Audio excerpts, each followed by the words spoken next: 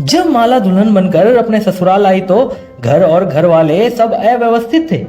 उसके ससुराल में केवल 3 ही लोग थे, उसके ससुर, एक देवर और उसका पति श्याम। सास की मृत्यु तो बहुत पहले बीमारी के चलते हो गई थी।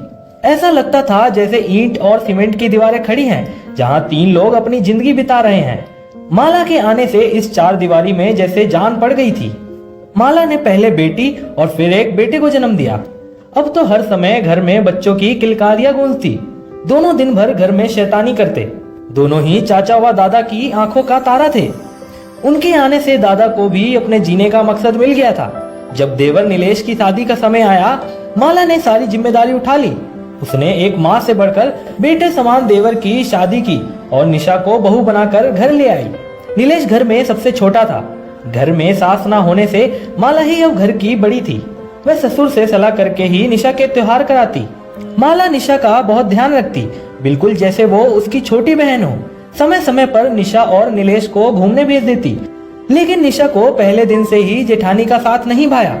धीरे धीरे शादी की खुमारी भी उतर रही थी और माला भी चाहती थी कि कभी कभी निशा भी रसोई में हाथ बटा दे, लेकिन निशा कोई ना कोई बहाना बनाकर रसोई से निकल जाती और सारा काम अकेले माला को ही करना पड़ता।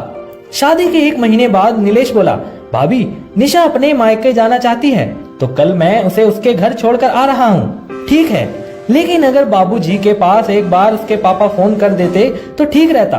अभी नई नई बात है, बाद में तो जिसकी जैसी मर्जी वैसा करो। थोड़ा सा बड़ों का सम्मान हो जाता है। नीलेश ने उस समय तो कुछ नहीं कहा, लेकिन रात को माला के पति श्याम ने आकर माला से कहा, तुम क्यों किसी के मामले में पड़ रही हो?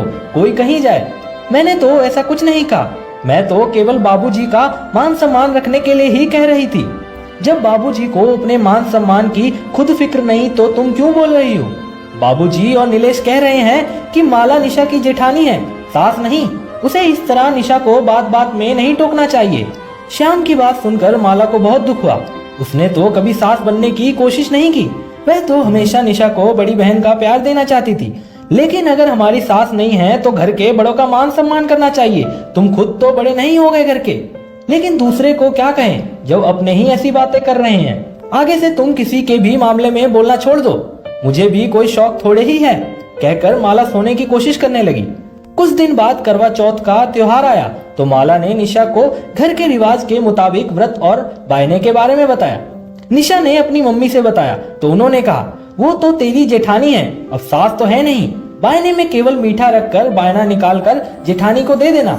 अगले दिन जब सब एक साथ बैठे थे, माला निशा को करवा चौथ के बायने के लिए समझाने लगी। निशा एकदम बोली, आप मेरी जेठानी हो, सास नहीं। आप मुझे मत समझाओ कि क्या करना है। ये सब तो सास के लिए होता है, जेठानी के लिए नहीं। आप जेठानी हो, जेठानी ही बनकर रहो, मेरी सास बनने की कोशिश ना करो। निशा की बात सुनकर माला हक्की बक्की रह गई। वह उठकर अपने कमरे में आ गई। उस दिन शाम को भी निशा की बात बहुत बुरी लगी। उस पर नीलेश और अपने पिता द्वारा निशा का समर्थन, उसके दिल को चोट पहुंच गया।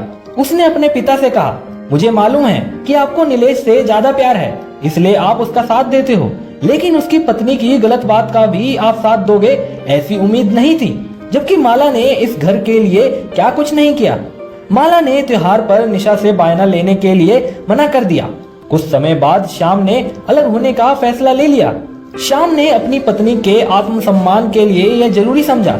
वह समझ गया था कि उसके परिवार वाले माला के प्यार और समझदारी के लायक नहीं।